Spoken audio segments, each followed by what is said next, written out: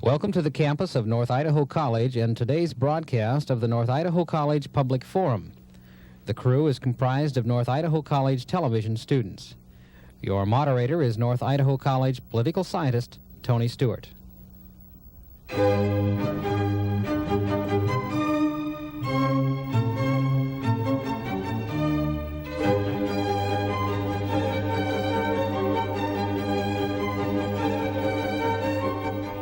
Our subject today is art, and I want to recognize the Department of Art at North Idaho College and commend them for putting on a week of art. And one of the people that they've had here is our guest today, and we're delighted, both Mary Lou Reed and I, to welcome to our program our guest, Harold Blaze, who is an artist from the Spokane area. As a matter of fact, he's been a full-time artist since 1951, or over 30 years. His works, particularly his sculpture work, is very prominent in the Spokane area and throughout the Northwest. In fact, we're privileged to have his work on our own campus at North Idaho College. He has also served as a member of the State of Washington Arts Commission, and his work has been prominently on display at the Art on the Green, which takes place every August at North Idaho College. Harold, it's a pleasure to welcome you to our program, and even before doing it, we've been very excited with the conversation and some of your ideas. Well, thank you. And as always, I'm happy to welcome State Senator Mary Lou Reed, and she shall commence today's questioning. Harold, welcome. Thank you. Many of us consider you to be a Renaissance man, and certainly art in the period of the Renaissance was very, very important. But what do you consider the importance of art, or the role of art today as it differs from Renaissance time? What is the importance of your role as an artist? Well, the thing, marvelous. As a matter of fact, I don't think the role of art has changed since the Renaissance, and that's what I sort of am at odds with. I think there's a point now where art must make some sort of a change, and what it does, because before and since and during the Renaissance, art's role has always been just making baubles for the rich or the elite. And I don't use that in a pejorative, whether that was the pharaohs in Egypt or the guy that owned the cave in the cave painting days. Somebody, and usually the elite, because they're the ones that had the money, bought art. And that's essentially the role of the artist, whether it was the musician, Mozart writing for the popes or whatever.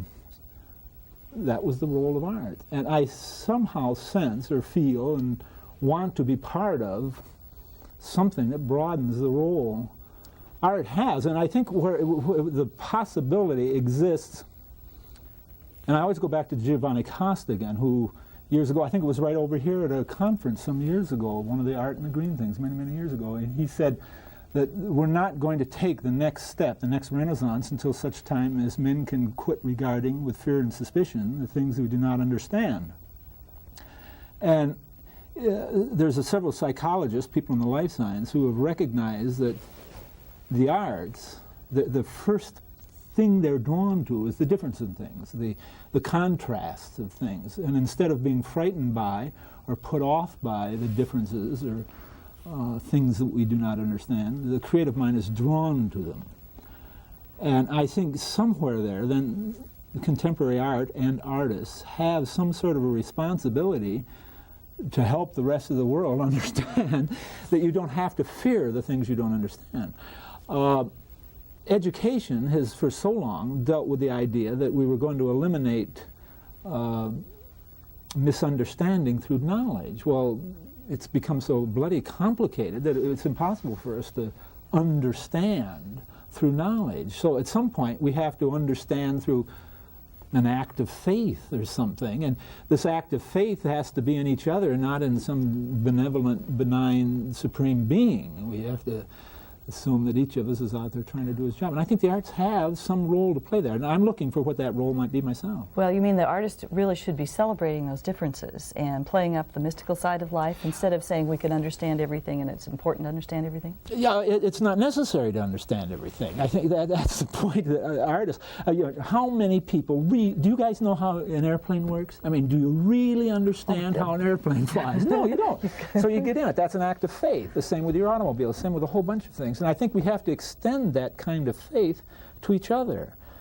And I think, again, that's what we talked about in this class this afternoon, is how, in this little thing we did out here in the side where we had a bunch of students, we got together and we created this funny concrete sculpture. Each student made a section of that.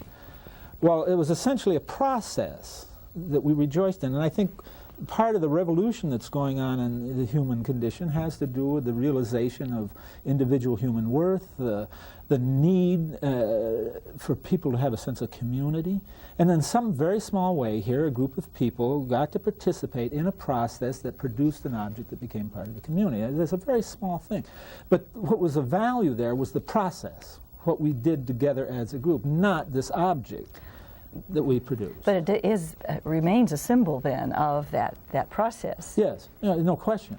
And it happens to be very handsome.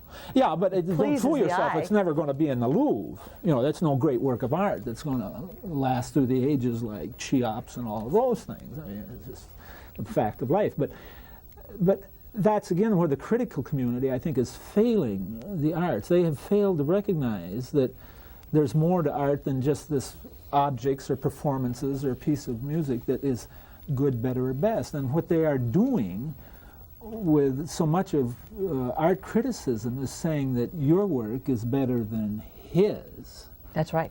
And that's right, of course it is. And furthermore, those of us who appreciate your work are vastly superior human beings to those who like his work. And that's just more of this crazy hatred we're breeding around the world. For so long we've dealt with the idea that have been able to foster the notion amongst the ruling people of the world that we go to war with you because you're the enemy. You have all of those bad things. And the social sciences now have pretty much demonstrated that we dislike those things in others which we most dislike in ourselves, way down and won't admit. And so our enemies are no longer communism or the Sandinista, they're communism. Our enemies are injustice and despotism and nepotism and poverty. Those are our enemies. And to assume that those attributes are the monopoly of the communists or us or any other group is over with. I think that's the real revolution. And again, somewhere the arts can demonstrate that every society, every race, every culture has the possibility to be all things. And to try to express that idea, I recently submitted a mural for a grade school in Alaska, and it was about 16 feet long, and it was a whole bunch of children from all ethnic groups in a very sort of generic ethnic. There was, you could have been an African costume, it could have been a Pakistani costume, it could have been a kabuki dancer, and it might have been an insect or two or a bird. But the whole idea being all of the peoples and all of the beings in the world rejoicing with one another and dancing and having a good time. Well, they thought that was a nice idea and decided to put it in, so they put the thing up in the community for the people to come and see what's going to happen in their school. And somebody come roaring in and gave a lecture on how these were children in Halloween costumes, and Halloween is a Satan's holiday, and I'm obviously a Satanist who was here doing the devil's work. And God, I wish I could have been at that meeting, because if I could do the devil's work, that lady would have had an armpit full of fleas, I want to tell you.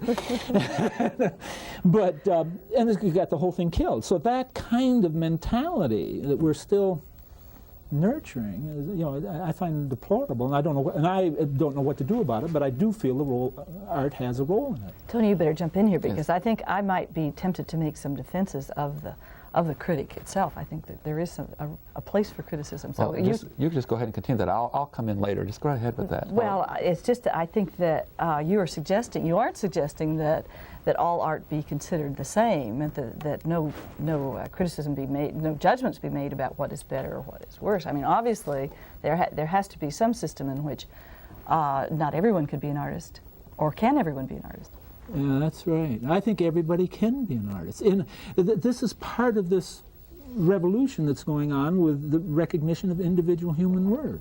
And no judgment at all? Oh, no. I mean, there's going to be an arena out there that I'm in of galleries and the need to sell paintings or keep making baubles for the rich, the elite. I I'm sure that's going to go on for some time. But I say there is another role below that, or above it, or beside it, I want to think, that can do more for the human condition than just asking them to be audience. You know, see, so much of what we're doing with the arts is you be audience to these great men or women or musicians or playwrights. It's a spectator relationship. Yeah. And so much of what you're doing at Art in the Green, I think, is so marvelous, because those classes with kids who get to participate, who get to experience, albeit briefly, the chance to try to excel. And I think this is something that, with this individual human worth revolution that's going on, that need to be part of the community, that need to feel that I have done the best I know how. Now, I'm sorry Howard Cosell doesn't like it, but I know within my heart of hearts that I have done the best I can do. And that has a very valid place, and I don't think there's been enough of it, because for so much emphasis of art for so long has been, hey guys, be audience to the master from wherever. Well, and we've put fine art in a special position as opposed to folk art. Right. And what you're talking about, to some degree, is expression of community, of individual, of positions and values. Exactly. The folk art thing served a very marvelous function. The motifs of folk art, no matter what culture, nobody is really sure where some of those motifs came from. Some of them had to do with process, some of them had to do with a whole bunch of things. But it provided a very nice thing. These ladies could sit around, or people could sit around, they could make quilts, and they didn't have to think up designs. There was some kind of thing perpetuated, handed down. And I think then what happens, we have this thing of tradition. You know, we're talking a lot these days about tradition, and I think we've done a thing of confused tradition with heritage. And that what we admire about the cultures down through the ages is what we call tradition. The tradition of our culture is freedom of the human spirit. That's our tradition. And given that freedom of the human spirit to someone of discipline and industry, has produced our heritage, which are our plays, our theater, our music, our visual arts, our buildings. That's our heritage. And then when you say to an artist, replicate your heritage, you're denying your tradition, you see. That's a very delicate little balance there. And that's the thing that folk art was able to do. It was it didn't get caught up with that. It just went on because nobody had to think about being original and new, which is a very new concept. It's only 700 years old, you know, the idea that every work of art has to be some marvelous, new, original thing. Harold, along those lines, even though your work in art is with painting and sculpture work, maybe a poet would react to my question different than you would, although you have this marvelous ability to cross all these lines and to identify with different people, not only in the arts but other areas, as Lou has already indicated. Being in political science, I've done some studying of different political structures. The Soviet Union comes to mind, where there is a great problem for the arts in the Soviet Union because of the political system and structure, and how politics has come into play in dictating the forms of art, or particularly in the writings. I would love to hear some of your comments on what happens to the creativity and to the development of art and those messages that come through art to the society when politics is one of really censoring and restricting what can happen. They're usually, again, my historical perspective on that probably doesn't allow me to talk validly on the subject. And one wonders, because I'm not so naive as to think that our own government is above propaganda, and I am sure, I know the only examples that I have been able to see of art that's come out of the Western, or the Eastern Bloc, or whatever you want to call it, the communist conspiracy, whatever, are works of art that in the eyes of our State Department or whoever is saying, look at how those poor people are being stifled. You know, I find it deplorable that Marguerite, the man who won the Nobel Peace Prize, is not permitted in our country. You know, who's stifling who? I did have one opportunity to see some work that was produced out of China. And I was really quite surprised, because I didn't It was not as stilted or stymied or stifled or whatever as I had supposed it would be. And the really artist somehow always finds some way to work within a framework, I think. Ideally, all of us are internally disciplined, but simply because we're human beings and the world's full of other human beings, it's necessary to accept some external disciplines. I'm an ethical humanist. I go to the Unitarian Church. I'm an atheist. I don't believe in that stuff. But a lot of my work for years has been liturgical artwork. Now, my philosophy is that I can make the corner of the world a nice place to be. I arrange visual material. Now, if that visual material happens to be Luke, Paul, and John, or Matthew, or Mark, that's one thing. You know, I can accept that discipline or reject it. And I like to think, I know the work that, if you want to get accepted and painted on a building in Russia, you're probably going to have to conform to certain ideological thing. But the same thing is true with all of the public art programs here, even though there are community committees and one thing and another. In the final analysis, this mural I just talked about, I am subject to some sort of censorship by elements within the community, which may or may not be any better or any worse than what the Dirty Reds are doing. Certainly I find that lady preaching witchcraft is threatening or as awful as any commissar might be. I mean, the results were the same. You know. Don't you think, though, that when you're dealing with art and in one society where things can be published, they may not be funded from government, but they certainly can be published, poems and etc., novels. In another society, they cannot, although they may have been written, they may or may not get out of that society.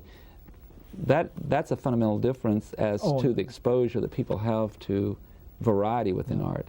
Yeah, there's no question to that, and yeah, I find that it's something so deplorable. I couldn't contemplate. I don't know how I could function in such a situation. I know I couldn't. And I would like to have the opportunity to be more knowledgeable on those matters, but there are always those little people who, and no matter how bad things are, under what kind of tyrannies, that somehow they find a way to get their works out of the country. Done, and it happens, and society is richer for it. That those people had that kind of devotion and skill and all, but I don't understand. I don't know how you make that. I don't know how you would function in that kind of a situation. I really don't. Merely Reed. Harold, what medium are you working in now primarily? I'm making some little enamel and copper brooches. It's a gift for a convention. This is full circle? It's full circle. I'm right back to where I started making little baubles and pieces of jewelry. Well, where's the excitement in art right now? Where are the exciting new materials? That's what I want. Of course, there's laser, there's video TV, and like we were talking about MTV, which I find, I haven't watched that much. The visual aspect of it I think is so darned exciting, and some of the things that are going on there. But could you be drawn into that yourself personally? I would, if something happened, I wouldn't mind going there. I'm one of those depression kids, and I'm still, though I'm preaching against it, I'm still hung up that somehow when I'm all done with all my energy expending during the day, I've got to have something I can sell to somebody. And I still don't know how to deal with my life as a service rather than a producer of goods. And I look at somebody like Christo, who was the man who wrapped all that stuff, bid the curtain across California, and he involved the whole community in a process, which I spoke earlier. And entrepreneurship, and this whole thing generated much income in a whole bunch of areas, and people sewing and employed folks. And I just stand back in awe of that kind of thing. But I see art moving in a direction where we don't necessarily produce saleable objects anymore. Well, do you think that the young artists of today really understand that? They're into a service rather than producing objects? Or is this something that you have accumulated over a lifetime of as an artist?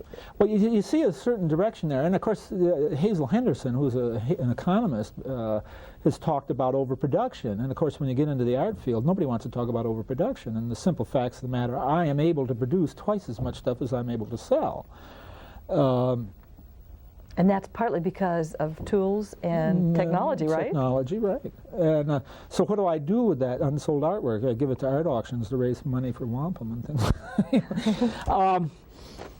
The exciting direction I want to generate is, again, something to do with this thing I spoke of earlier, that there is the possibility to bring people to the creative experience so that they can begin to understand they have not to fear from the things they don't understand. I guess I was asking if you feel that the young artists today have this sense of freedom, or do they also still feel tied into having to produce objects? I can't accurately speak to that because I don't spend that much time in classrooms. But I think generally we're still talking mostly about producing stuff to sell in gallery or situations, that kind of thing. The majority of artists still move that way. Now, and as a non-artist, I have to say that I'm more excited by the objects than by the process. Sure, yeah. I mean, the process is fine if you're an artist. I think, oops, I dropped my little microphone here. Tom Wolfe, in his book called The Painted Word, talks about the avant-garde, which is the element you're asking me to speak upon. The market for the avant-garde is estimated to be 10,000 people in the whole world. So that it truly is very elite. Yeah, so it's a very limited market if you start operating at the lunatic fringe, which is very exciting. I didn't mean to use that in the pejorative, but you mean the yeah, way, we have the to way have out, these crazy yes. young artists doing these crazy young things. As a matter of fact, I'm about to embark. I just got approached yesterday, 3 artists in Spokane to do a very large commission, and we're asked to compete with one another. And the 3 of us looked at each other and says, "What do you think of us 3 doing a single work?" And it's an exciting possibility. I don't know if we're going to make it work, if we're going to be able to, but it's something we're going to try. And I think you're going to begin to see a little more of that happening, like the Gothic Cathedral, for example, where the architect and the craftsman got together and did things that were better than any of them could have done as individuals. And that spirit, I think, is coming back. For some people, but then there's another bunch of people who are operating like the gal who put that big piece in the City Hall in Spokane, Judith Pfaff. That was the first piece she ever made that was permanent. All of her art exhibits are just, she fills up spaces with this marvelous array of material that then after the show takes down. And she gets a grant, or I don't know how she makes her living doing that. You know, she just makes this stuff and everybody comes and looks and they tear it down, throw it away. It is not permanent. That's not permanent. Harold, I would like to pursue the area that you've been talking about today. I understand with your work at North Idaho College, and that has to do with the art of living. And I have a theory that I don't have really any way of basing it on a lot of facts, but it seems to me that artists are better at the art of living than those who choose some other occupations, not just simply that maybe they choose to go into something where they're more free-spirited, I tend to think. So what I'm trying to get at is, when does a person really learn the art of living, and what is it to be? Does it have something to do with being willing to take that move and to do what you really want to do in life? I think that's a myth. I've said this quite often, and this business of commitment, how do you commit your life? For me to have committed my life to whatever it is I'm doing, it took a certain amount of, I don't know what, je sais quoi, whatever you say. But I maintain my wife's commitment was greater than mine, because she was coming along on a ride that not always was it somewhere she wanted to be. The same with my kids. Our kids always had less than all the other kids, you know, in that sort of material sense. I think that one thing all of our kids have lived and enjoyed was this endless array of crazy people that came through our house. You know, that's just something that they just, like, it made their lives the way they're going. When I get a big commission to, say, do the piece in the Spokane River, or this piece I did out here in Charlie's memory, again, I commit to making something, but it's an easier commitment than the college made and the Friends of Charlie made, because I'm in and I'm out, although I did know and love Charlie. And I think that was probably one of the hardest things I had to do, make that thing. But say, let's switch to the piece on the river. That's a piece I made for the community in Spokane. Well, the people who backed me and put up the money and sponsored me, in a sense, their commitment was a stronger commitment than mine. And that enabled me to live this kooky lifestyle. I know that in the times I have attempted to give up, and whenever I get really down and I want to quit all this, and these friends would say, but Harold, you can't give up. He said, people like us need to know there's people like you. So maybe the value of an artist while he or she is alive is not what he does, but what he is. There's somebody over there doing something that doesn't matter. No, I'm not suggesting to argue with what you said earlier about that one shouldn't choose one occupation over another one in value and worth. Yeah. Anything one does that one really enjoys and is rewarding, I think that is most commendable. But I'm thinking of those situations of people that I have discussed, and they have been very candid, say, I hate what I do. Oh, yeah. I would have done certain other things, but I did this for financial reasons or whatever. Now, in those cases, have those individuals had the same art of living that someone who says, yeah, I'm going to do what I want to do? I think one of the most numbing experience was reading Studs Terkel Working.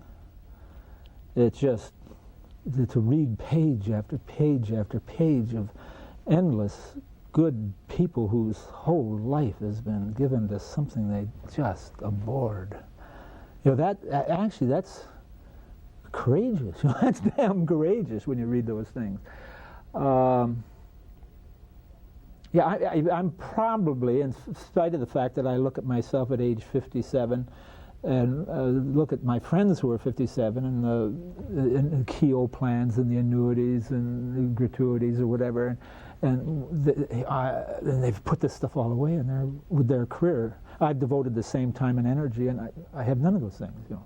And I made that choice and whatever, and you know, I've been the luckiest person in the world from that regard, because I love what I'm doing, and I get to do it almost every day. But then cash flow problems arise, and that's not it's just plain grubby, mean, awful, hateful. But at least I can walk out and sit by my apple tree or something. You know? On that note, we'll have to bring the program to conclusion. I want to thank you on behalf of Lou and our staff for coming. It has been a very pleasing and rewarding program to do, and we thank you for being on campus and cooperating with the art department and being on this program. Well, thank you. It's always easier than doing something like digging ditches. And, you know, I'll do anything to avoid working. Ladies and gentlemen, our guest has been Harold Blaze, who is an artist in the work of painting and sculpture. And as I indicated at the beginning of the program, his work is displayed very prominent in Spokane and the Northwest. And as I've indicated, on our campus. I hope you've enjoyed that program. And I would like to invite you to be with us again next week at this very same time. And until then, please have a good week.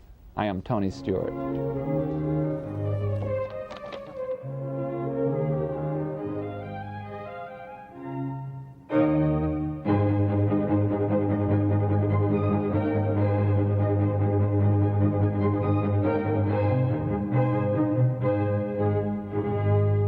The North Idaho College Public Forum can be seen at this same time each week over this station. This production was videotaped earlier by a North Idaho College student crew for viewing at this more appropriate time.